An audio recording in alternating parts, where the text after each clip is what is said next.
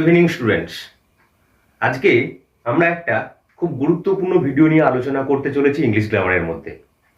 বোর্ডে লেখা কয়েকটি শব্দ যেগুলো একটা একটা noun, an umbrella, I union, I unit, university. দুটো ডিফারেন্স নিশ্চয়ই বুঝতে পারছো যে এই আমব্রেলা শব্দটির আগে আমরা অ্যান ব্যবহার করলাম, ইউনিট, ইউনিয়ন এবং ইউনিভার্সিটি শব্দের পূর্বে আমরা এ ব্যবহার করলাম। এখানে ইউটি ভাওয়েল, এখানেও ইউটি ভাওয়েল, কিন্তু আপাতপক্ষে এখানে আমরা এ ইউজ করলাম, কিন্তু এখানে অ্যান ইউজ করলাম কেন? কারণ আমরা জানি এখানে ইউটি ভাওয়েল, এখানে ইউ ভাওয়েল সাউন্ড দিচ্ছে, যার জন্য এখানে আমরা অ্যান ব্যবহার করলাম। ইউ উচ্চারণটা ইউর মতো হয়, এটা একটা ব্যতিক্রম নিয়ম, যে নিয়মের কারণের জন্য আমরা ইউ দিয়ে শুরু হওয়া সত্ত্বেও সেখানে আমরা এ ব্যবহার করি। অর্থাৎ আর্টিকেলসের ব্যবহার করতে গিয়ে আমাদের বেসিক যে ধারণাটা থাকে ছোটবেলার থেকেই, যে আপাতপক্ষে ভাওয়েল দিয়ে শুরু হলে অ্যান ব্যবহার করা হয় অথবা কনসোনেন্ট দিয়ে শুরু থাকলে এ বসাই, এটা অ্যাকচুয়ালি সঠিক বা কংক্রিট ধারণা না। অ্যাকচুয়ালি আর্টিকেলসের ব্যবহার অর্থাৎ এ অ্যান এর ব্যবহারটা শব্দে ভাওয়েল এবং কনসোনেন্টের সাউন্ডের দ্বারাও নির্ধারিত হয়। তো সেই জিনিসটাই আমরা আজকে খুব ডিটেলসে জিনিসটাকে আমরা জেনে নেব। আর্টিকেলসটা আমরা পুরো এ টু জেড এই ভিডিওর মাধ্যমে, একটা ভিডিওর মাধ্যমে আলোচনা করা সম্ভব না। এ অ্যান এর ব্যবহারটা একটা পার্টে আমরা আলোচনা করব এবং দি এর ব্যবহারটা অন্য পার্টে আলোচনা করব। ভিডিওটা খুবই গুরুত্বপূর্ণ হতে চলেছে, কারণ এই টপিকটা খুবই গুরুত্বপূর্ণ টপিক প্রতিটি ক্লাসের জন্য। এবং আমরা জানি যে 9, 10, 11, 12 এই স্ট্যান্ডার্ডের ক্ষেত্রে যখন 90 মার্কসের পরীক্ষা হয়, তখন আমরা জানি যে কম্পালসারি 3 মার্কসের মধ্যে 3 মার্কস আপাতপক্ষে আর্টিকেলস প্রিপোজিশন থেকে একটা পার্ট থাকে, অ্যাপ্রোপ্রিয়েট আর্টিকেলস এন্ড প্রিপোজিশন বসাতে হয়। তাই ভিডিওটা তোমরা একদম শেষ পর্যন্ত স্কিপ না করে দেখো, তোমাদের সম্পূর্ণ আর্টিকেল সম্বন্ধে যে ধারণাটা, যদি কোনো সমস্যা থেকে থাকে তাহলে সম্পূর্ণভাবে এটা ক্লিয়ার হয়ে যাবে। আচ্ছা, আর্টিকেলসটাকে আমি বললাম যে আর্টিকেলসটাকে ইংলিশ গ্রামারের মধ্যে ডিটারমিনার্সও বলা হয়। আর্টিকেলসটাকে মেইনলি আমরা দুটো পার্টে ভাগ করি। একটাকে আমরা বলি ডেফিনাইট আর্টিকেল, এটাকে আমরা বলি indefinite article. Definite article, indefinite article কথাটির মধ্যেই লুকিয়ে আছে।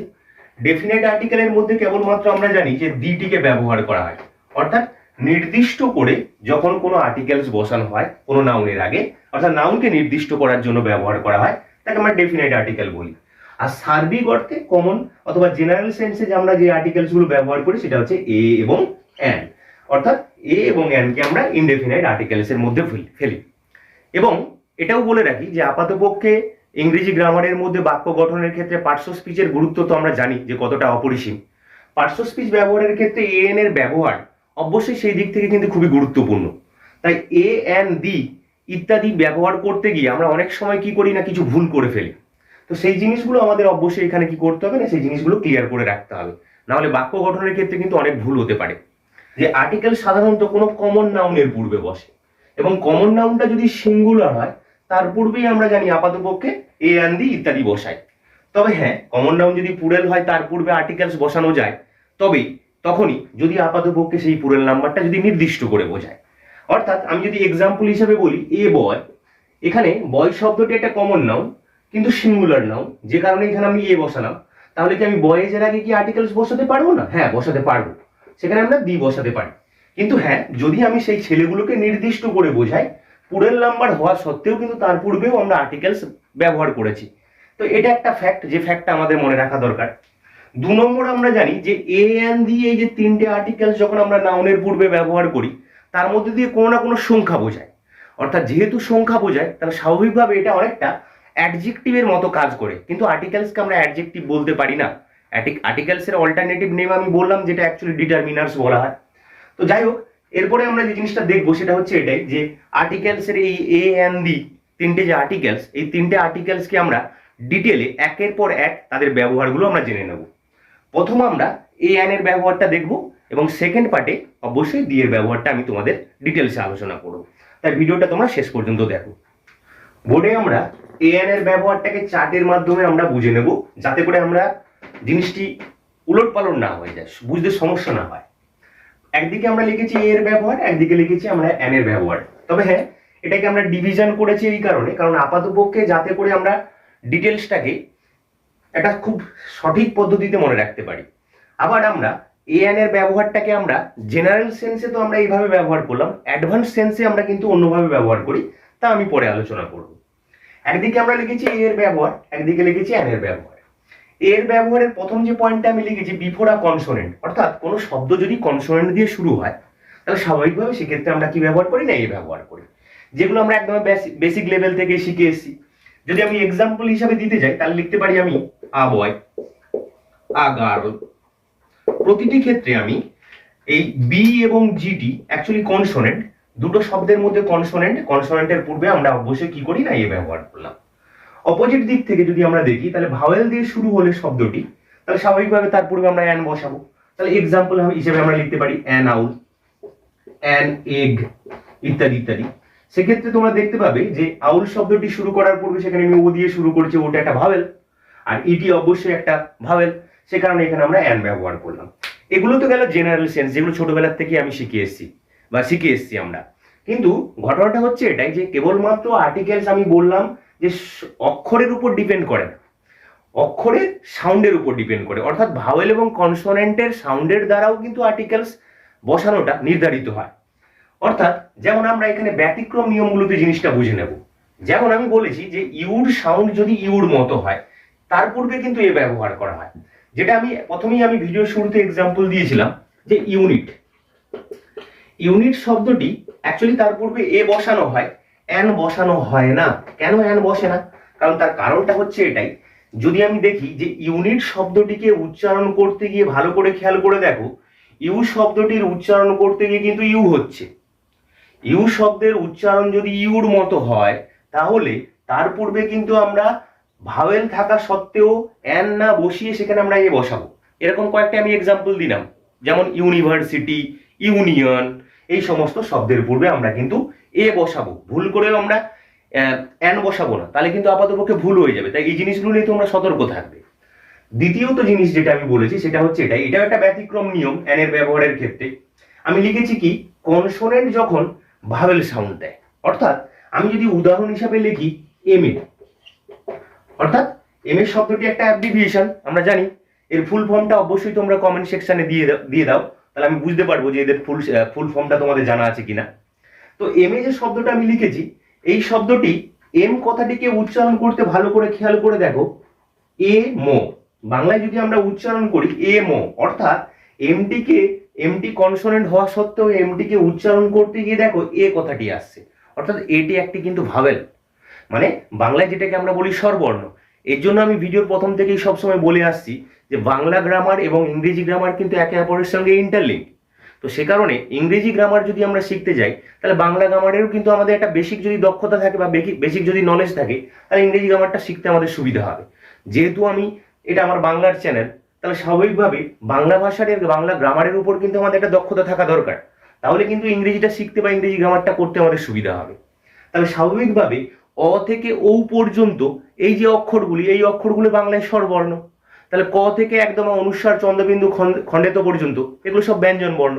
ইংরেজিতে আমরা ঠিক তেমনি জানি যে 26টি অক্ষরের মধ্যে 21টি কনসোনেন্ট, অর্থাৎ যেমন বি, সি, ডি, বাকি যেগুলো আছে, এবং এই আই ও ইউ, এই 5টি হচ্ছে ভাওয়েল, যেমন বাংলায় সেটাকে আমরা স্বরবর্ণ বলি। তাহলে এখানে এমটি কনসোনেন্ট হওয়া সত্ত্বেও উচ্চারণ করতে গিয়ে কিন্তু দেখো যে এখানে ভাওয়েল সাউন্ড দিচ্ছে। আমি এর জন্য বললাম যে ভাওয়েল সাউন্ড এবং কনসোনেন্ট সাউন্ডের দ্বারাও কিন্তু আর্টিকেলস নির্ধারিত হয়। তাহলে স্বাভাবিকভাবে এমটিকে উচ্চারণ করতে গিয়ে যেহেতু এখানে ভাওয়েল সাউন্ড পাচ্ছি, তাহলে স্বাভাবিকভাবে এখানে এম কনসোনেন্ট হলে আমরা নর্মালি কি বসাই না, নর্মালি আমরা জানি যে এ বসে, কিন্তু এখানে আমাদের এ বসানো ভুল হয়ে যাবে, এ বসালে ভুল হয়ে যাবে। কারণ যেহেতু এম এর উচ্চারণটা এখানে এ ভাওয়েল সাউন্ড দিচ্ছে, সে কারণে এখানে আমরা অ্যাকচুয়ালি বসাবো কিন্তু অ্যান এম এ। ঠিক আছে? তাহলে স্বাভাবিকভাবে বুঝতে পারলে যে কনসোনেন্ট যদি ভাওয়েল সাউন্ড দেয় তার পূর্বে কিন্তু আমরা এ না বসিয়ে অ্যান বসাবো। এটা গেল 2 নম্বর পয়েন্ট। 3 নম্বর পয়েন্টে আমি লিখেছি এর ব্যবহারের ক্ষেত্রে যে অনেক সময় কোনো শব্দ ও দিয়ে শুরু হয় এবং ও এর উচ্চারণ সেখানে যদি ও আর মতো হয়, অর্থাৎ উচ্চারণের উপর ডিপেন্ড করে, আমি বারবার বলছি, সেখানে আর্টিকেলস নির্ধারিত হয়। অর্থাৎ এক্সাম্পল হিসেবে যদি আমি লিখি 1 রুপি নোট, মানে 1 টাকার নোট, এক্ষেত্রে ভালো করে খেয়াল করে দেখো প্রথম শব্দটি 1 যে শব্দটি আমি লিখেছি ওটি ভাওয়েল। তাহলে নর্মালি আমরা এটাই করতাম, যদি জেনারেলি যদি এই পয়েন্টগুলো আমরা যদি না জানি তাহলে স্বাভাবিকভাবে আমরা কি করবো না, এখানে অ্যান বসিয়ে দেবো, কারণ ওটা ভাওয়েল। কিন্তু অ্যাকচুয়ালি যদি 1 রুপির আগে তোমরা অ্যান বসাও তাহলে অ্যাকচুয়ালি ভুল। কেন ভুল? কারণ ও এর উচ্চারণটা আমি কি বললাম না, এখানে ওয়ার মতো হচ্ছে, আর ও এর উচ্চারণ যদি ওয়ার মতো হয় সাউন্ডের উপর যেহেতু ডিপেন্ড করে, সে কারণে ওয়া হওয়ার কারণের জন্য এখানে কিন্তু আমরা বসাবো এ 1 রুপি নোট, এ 1 নাইট ডিয়ার, হ্যাঁ, এ 1 ডে ম্যাচ, এই সমস্ত এক্সাম্পল গুলো হচ্ছে এই পয়েন্টের মধ্যেই পড়ে। 3 নম্বর পয়েন্টে আমি লিখেছি অ্যানের ব্যবহারের ক্ষেত্রে যে কিছু কিছু শব্দ আছে, দেখবে যে শব্দের শুরুতে আমরা এইচ এই লেটারটিকে ব্যবহার করা হয়। এবার এইচ লেটারটি দুটো অর্থে ব্যবহার করা হয়, অর্থাৎ কখনো কখনো এইচ লেটারের সাউন্ডটা হ হয়, অর্থাৎ যেটা ব্যঞ্জন বর্ণের সাউন্ড দেয়। আবার কখনো কখনো এইচ লেটারটা শব্দের মধ্যে কিন্তু সাউন্ড দেয় না, অর্থাৎ সাইলেন্ট থাকে, উজ্জ থাকে, যেটা বাংলায় আমরা বলি উজ্জ থাকে।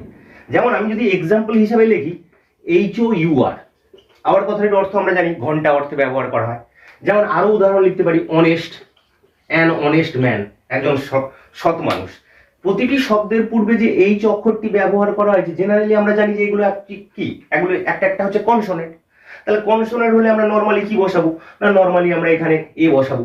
কিন্তু যদি আমরা এই শব্দের পূর্বে এ বসাই তাহলে অ্যাকচুয়ালি ভুল হয়ে যাবে। কেন? কারণ নিয়মটা হচ্ছে এটাই যে কিছু কিছু শব্দ তার পূর্বে যদি এইচ থাকে এবং এইচ এর উচ্চারণটা যদি সাইলেন্ট থাকে, অর্থাৎ নীরব থাকে, উজ্জ্ব থাকে, এখানে আমরা উচ্চারণ করতে গিয়ে অ্যাকচুয়ালি এইচ এর উপর স্ট্রেস দিই না, উচ্চারণ করতে গিয়ে আমরা হাওয়ার বলি না, আমরা বলি অ্যাকচুয়ালি আওয়ার। তাহলে এখানে এইচ এর উচ্চারণটা দেখো, এখানে ও আসছে বা আ আসছে, আর আটা কি না, আটা অবশ্যই বাংলা যে বর্ণমালা, সেই বর্ণমালার মধ্যে এটা একটা কি অবশ্যই হচ্ছে স্বরবর্ণ, অর্থাৎ ইংরেজিতে যেটাকে আমরা ভাওয়েল বলছি। তাহলে সেক্ষেত্রে এইচ এর উচ্চারণটা সাইলেন্ট থাকার কারণে এইচ এর পরে যে অক্ষরটি আছে সেটা হচ্ছে কি ও, অর্থাৎ এটা একটা ভাওয়েল, আর সে কারণে উচ্চারণটা হয় আওয়ার, হাওয়ার হয় না। যদি উচ্চারণটা হাওয়ার করো তাহলে সেটা অবশ্যই ভুল। তাহলে স্বাভাবিকভাবে এর পূর্বে আমরা এ বসাবো না, তাহলে এর পূর্বে আমরা বসাবো কি না, এর পূর্বে আমরা বসাবো হচ্ছে অ্যান আওয়ার হয়। একইভাবে অ্যান অনেস্ট, ঠিক আছে। যদি আমরা উপর অন্য দিক থেকে দেখি, যেমন ধরো আমি একটা শব্দ লিখলাম হোটেল, হোটেল শব্দটির কিন্তু এখানে এইচ এর উচ্চারণ হচ্ছে হয়কার টয়কার ল, সেখানে কিন্তু এইচ এর উচ্চারণ আমরা এখানে হ পাচ্ছি। তাহলে এখানে হ পাচ্ছি মানে এইচ এর উচ্চারণটা এখানে ব্যঞ্জন বর্ণের উচ্চারণ হচ্ছে বাংলাতে। তাহলে সেক্ষেত্রে কিন্তু আমরা এখানে অ্যান বসাবো না, সেক্ষেত্রে আমরা এখানে কি বসাবো না, এ বসাবো, কারণ এখানে এইচ এর উচ্চারণটা রিয়েল উচ্চারণ হচ্ছে, সেটা হচ্ছে এইচ। কিন্তু অপর দিক থেকে যে দুটো শব্দ আমি লিখলাম অনারেবল, আওয়ার, অনেস্ট, এই শব্দগুলোর এইচ এর উচ্চারণটা কিন্তু নীরব থাকে, আর সেই কারণে এখানে কিন্তু আপাতপক্ষে আমরা অ্যান ব্যবহার করব। এগুলো গেল এ এবং অ্যান এর বেসিক কিছু ব্যবহার। এ ব্যতীত আমরা এ অ্যান এর ব্যবহার কিছু অ্যাডভান্স সেন্সে কিছু কিছু বাক্যের মধ্যে আমরা ডিফারেন্ট ভাবে ইউজ করি, সেগুলো আমি কয়েকটা পয়েন্ট করে দিচ্ছি, তোমরা একটু দেখে নাও। বাক্যের মধ্যে এ ব্যতীত, এ অ্যান এর ব্যবহার ব্যতীত আরো কিছু ব্যবহার করা হয় যেগুলো অ্যাডভান্স সেন্সে, যেগুলো তোমাদের অবশ্যই জেনে রাখা দরকার। আমি লিখেছি মোর ইউজেস অফ এ, এর আরো কয়েকটি ব্যবহার যেগুলো বাক্যের মধ্যে আমরা ব্যবহার করি। প্রথম যে পয়েন্টটা লিখেছি proper noun as common noun, অর্থাৎ বাক্যের মধ্যে প্রপার নাউন কখনো কখনো কমন নাউন হিসেবে ব্যবহার করা হয়। এগুলো নিয়ে আমরা আরো ডিটেলস ভিডিও করব, যে আর্টিকেলস তো আমরা ব্যবহার করছি বাক্যের মধ্যে, কিন্তু কিছু কিছু ক্ষেত্রে আমরা আর্টিকেলস আবার ব্যবহার করি না। কোথায় আর্টিকেলস ব্যবহার করতে গিয়ে প্রায়শই আমরা মিস্টেক করে ফেলি, যেখানে আর্টিকেলসের প্রয়োজন নেই, যেগুলোকে আমরা জিরো আর্টিকেল বলে একটা চ্যাপ্টার আছে বা পার্ট আছে, সেই পার্টটা আমরা আরেকদিন আলোচনা করব। তো এখানে আমি লিখেছি proper noun as common noun, অর্থাৎ বাক্যের মধ্যে কখনো কখনো প্রপার নাউন কমন নাউন হিসেবে ব্যবহার করা হয়। যেমন আমি উদাহরণ হিসেবে লিখতে পারি he thinks himself a Rabindranath. অর্থাৎ কথাটির অর্থ কি? কথাটির অর্থ হচ্ছে যে সে নিজেকে একজন রবীন্দ্রনাথ ভাবে। এই যে রবীন্দ্রনাথ কথাটি আমি লিখলাম, তোমরা জানো যে এটা একটা প্রপার নাউন, ব্যক্তির নাম। এখানে স্বাভাবিকভাবে প্রপার নাউনটি কিন্তু এখানে বাক্যের মধ্যে কমন নাউন হিসেবে ব্যবহার করা হয়েছে। কেমন? যেমন সে নিজেকে একজন রবীন্দ্রনাথ ভাবে, অর্থাৎ রবীন্দ্রনাথকে এখানে একটা ক্লাস বা একটা কমন নাউন হিসেবে, রবীন্দ্রনাথ একটা জাত, একটা বিশেষ ক্লাসকে বোঝানো হচ্ছে। সে কারণে এখানে প্রপার নাউনটা যেহেতু কমন নাউন হিসেবে ব্যবহার করা হয়েছে, তাই তার পূর্বে আমরা কিন্তু আর্টিকেলস ব্যবহার করলাম। কিন্তু in general sense actually Rabindranath শব্দটি প্রপার নাউনের পূর্বে কিন্তু আর্টিকেলস ব্যবহার করা হয় না, সেগুলো আমরা পরে আলোচনা করব।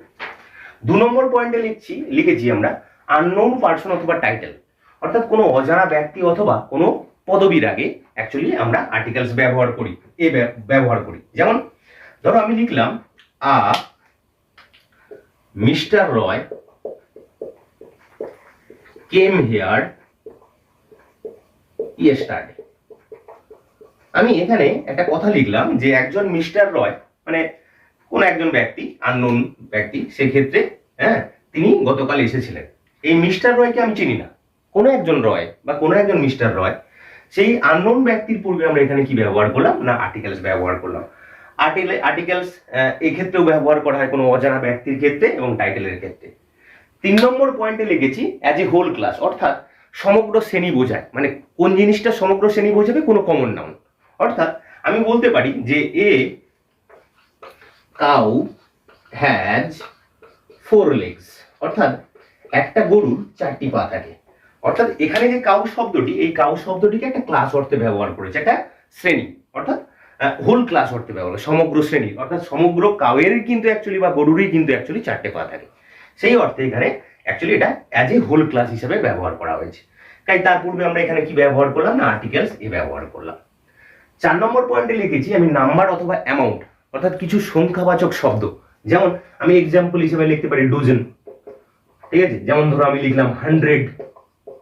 এই যে শব্দগুলি, এই শব্দগুলি অ্যাকচুয়ালি সংখ্যাবাচক শব্দ, এদের পূর্বে আমি অ্যাকচুয়ালি আর্টিকেলস এ বসাই, এ ডজন, এ 100, এ 1000 ইত্যাদি ইত্যাদি।